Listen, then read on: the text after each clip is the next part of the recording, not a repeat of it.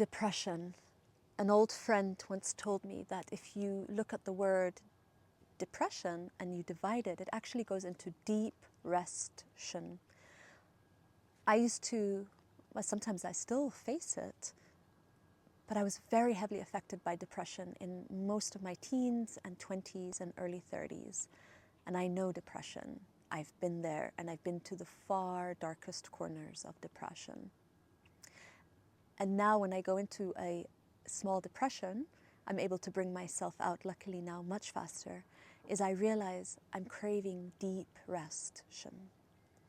The world ticks so fast, everything moves so quickly, sometimes way too quickly, that the more tender, the more softer, the more vulnerable of parts of us cannot keep up.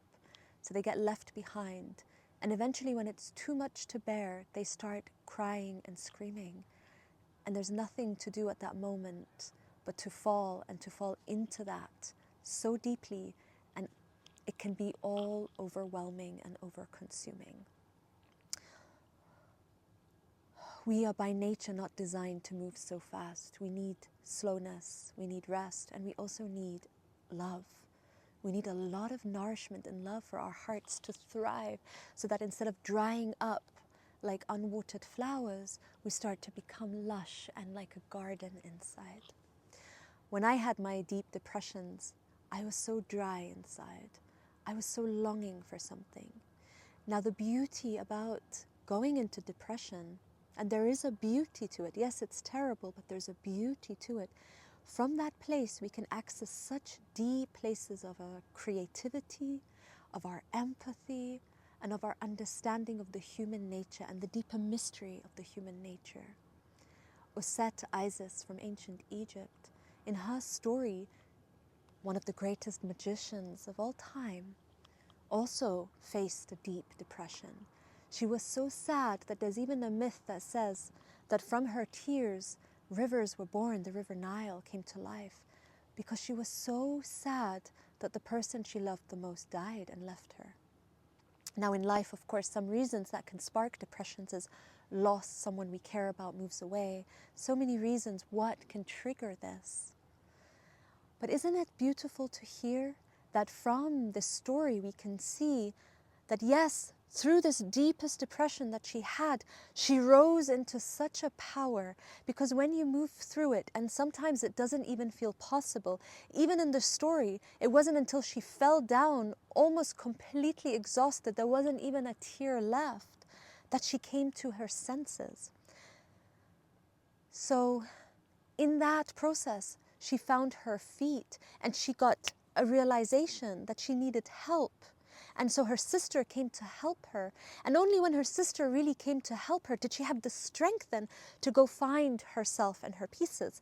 So if you are maybe watching this because you feel you may be going through a depression, or someone you love is going through a depression, it's okay to go through a process of mourning and grieving, feeling like it will never end. But eventually it does, because there's enough awareness to receive the help from outside. Now in the story it was her sister, but sometimes it could even be support from a circle or a psychiatric group, or going to a certain place where people come together, gather together, even online. But it's about getting the support.